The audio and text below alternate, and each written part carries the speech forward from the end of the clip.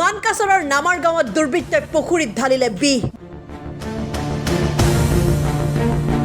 নিধন হ'ল 6 লক্ষাধিক টকা মূল্যৰ প্ৰায় 25 কুইণ্টলতকৈ অধিক মাছ।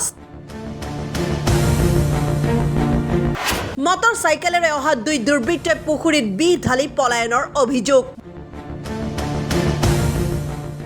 মানকাছৰ থানা এলেকাৰ অধীনস্থ ডিআৰআৰ নামাৰ গাঁৱৰ মনোৱাৰা খাতুন আৰু তেওঁৰ স্বামী কলিমুদ্দিন শ্বেখে নিজৰ পুখুৰীত মীন পালন কৰি উপাৰ্জনৰ ধনেৰে পৰিয়ালক পোহপাল দি আহিছে। দম্পতীহালে এইবেলি প্ৰায় 6 লাখ টকাৰ মাছ পুখুৰীত এৰিছে। ইয়াৰ মাজতে আজি পুৱতি নিশা প্ৰায় 2:30 মান বজাত হঠাৎ মহিলাসহ 2 দুৰ্বৃত্তৰ দল এটাই মটৰ চাইকেল এখনেৰে আহি পুখুৰীটোত বিহ দলিয়াই দি পলায়নৰ চেষ্টা চলায়। লগে লগে পুখুৰীত পহৰা দি থকা মনোৱাৰা খাতুনে দুৰ্বৃত্তৰ পিছা কৰে যদিও মটৰ চাইকেলেৰে দুয়ো পলায়ন কৰে। ইফালে পুখুৰীত বিহ ঢালি দিয়াৰ বাবে পুৱাৰে পৰা পুখুৰীৰ মাছসমূহ নিধন হ'বলৈ ধৰে।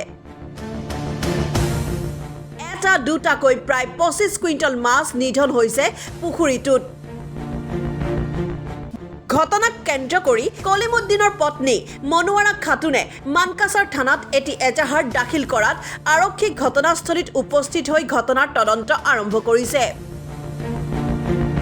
ইয়াতে ৰাতিপুৱাই ধৰক 2-2:30 মান বজাত এটা মানুহ আহি ইয়াতে মানে বাইক দি আহিছে। আহি ৰাস্তাত বাইকটো থিয়া কৰি থৈ সিহঁতে চিধা পুখুৰী পিনে নামি আহিছে।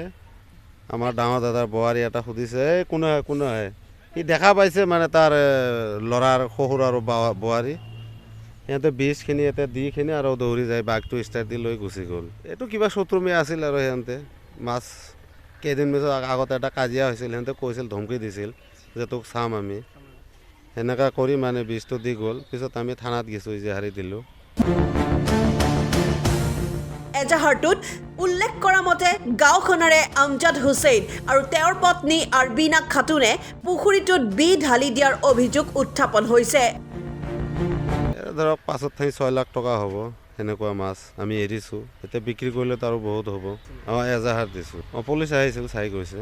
সিহঁতে আসামী ধৰিম বুলি কৈছে। এতিয়া কি কৰিম, সিহঁতে যি বিচাৰ কৰে আৰু এতিয়া চৰকাৰে পুলিচে আহিব। পুলিচে আহি যি কৰে আৰু পুলিচেতো কৈছে আসামী ধৰিম। আমাক বিচাৰ লাগে আৰু একো নালাগে। এতিয়া বিচাৰ আমাক কৰিব লাগে 5-6 লাখ টকা। সিহঁতে গৰীব মানুহ আমাৰ দাদা, তাৰ এইটোৱে কৰ্ম, এনে তাৰ কোনো বিজনেছ নাই, কৰ্ম নাই। এতিয়া তাৰ একেবাৰে বৰবাদ কৰি দি গ'ল সিহঁতে। এতিয়া চৰকাৰে বা কি কৰে। News desk report, M news.